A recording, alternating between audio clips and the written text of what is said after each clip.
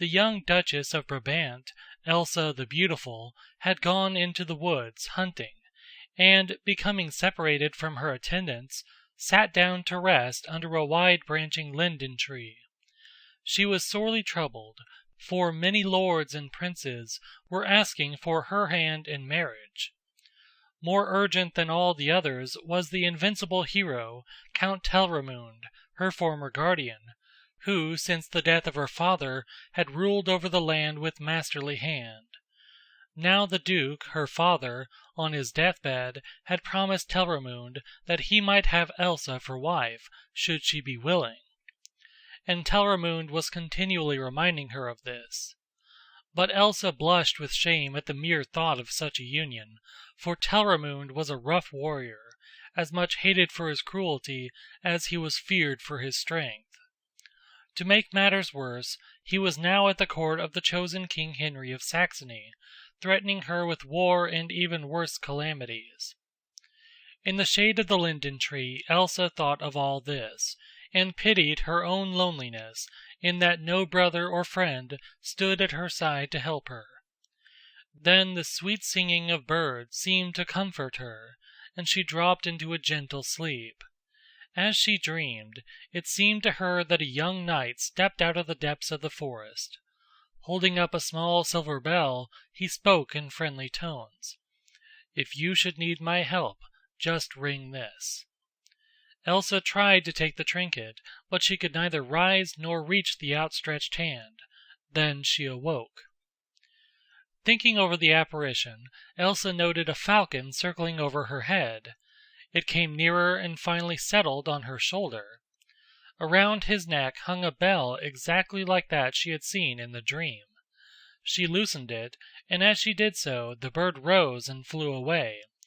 But she still held the little bell in her hand, and in her soul was fresh hope and peace. When she returned to the castle, she found there a message bidding her appear before the king in Cologne on the Rhine. Filled with confidence in the protection of higher powers, she did not hesitate to obey. In gorgeous costume, with many followers, she set out. King Henry was a man who loved justice and exercised it, but his kingdom was in constant danger from inroads by wild Huns, and for this reason he wished to do whatever would win the favor of the powerful Count Telramund. When, however, he saw Elsa in all her beauty and innocence, he hesitated in his purpose.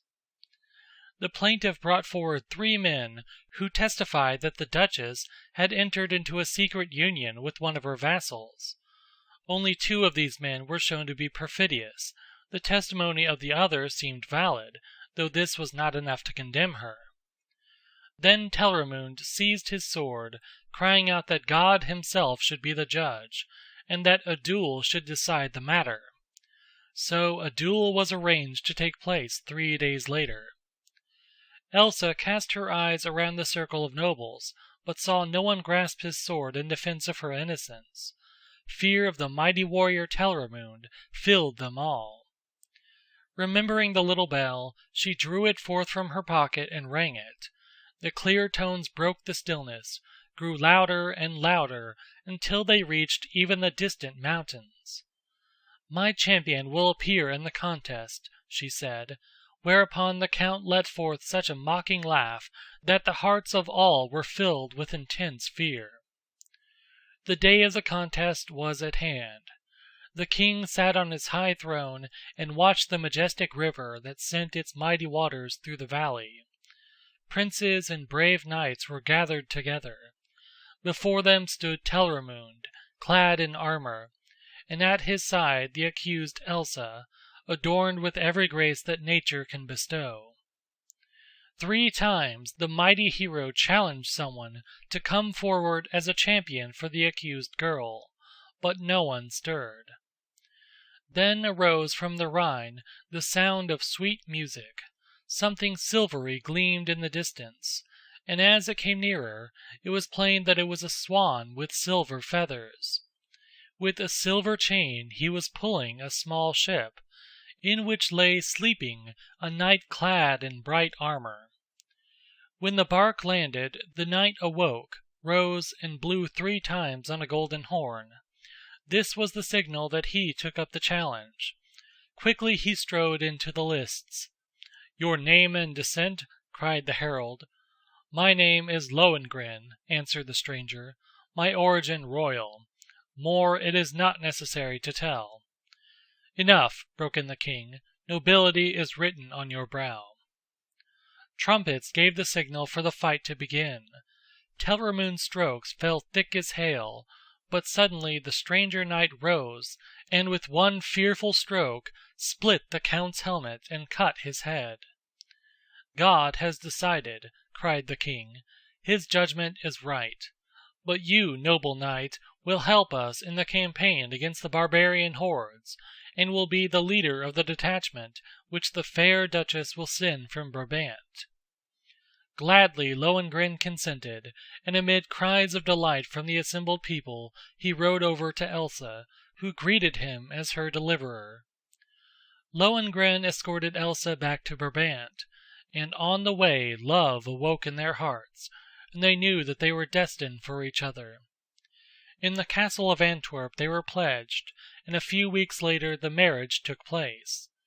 As the bridal couple were leaving the cathedral, Lohengrin said to Elsa, "One thing I must ask of you, and that is that you never inquire concerning my origin, for in the hour that you put that question must I surely part from you." It was not long after the ceremony that the cry to arms came from King Henry, and Elsa accompanied her husband and his troops to Cologne, where all the counts of the kingdom were assembled. Here there were many inquiries concerning Lohengrin, and when none seemed to know of his origin, some jealously claimed that he was the son of a heathen magician, and that he gained his victories by the power of black arts. Elsa, who had heard rumors of these charges, was deeply grieved, for she knew the noble heart of her husband. He had even relieved her fears for his safety by the assurance that he was under the protection of powers higher than human. But she could not banish the evil rumors from her mind, and forgetting the warning her husband had given her on the day of her marriage, she dropped to her knees and asked him concerning his birth. "Dear wife," he cried in great distress, "now will I tell to you, and to the king, and to all the assembled princes, what up to this time I have kept secret, but know that the time of our parting is at hand." Then the hero led his trembling wife before the king and his nobles, who were assembled on the banks of the Rhine. "The son of Parsifal am I," he said, "the son of Parsifal, the keeper of the Holy Grail.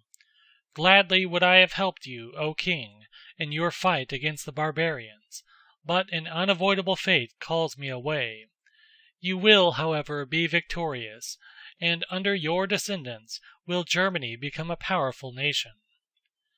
When he finished speaking there was a deep silence, and then, as upon his arrival, there rose the sound of music, not joyful this time, but solemn, like a chant at the grave of the dead. It came nearer, and again the swan and the boat appeared. "Farewell, dear one," Lohengrin cried, folding his wife in his arms. "Too dearly did I hold you in your pleasant land of earth. Now a higher duty calls me." Weeping, Elsa clung to him, but the swan song sounded louder, like a warning. He tore himself free and stepped into the boat. Was it the ship of death and destruction, or only the ship that carried the blessed to the sacred place of the Grail? No one knew. Elsa, lonely and sad, did not live long after the separation.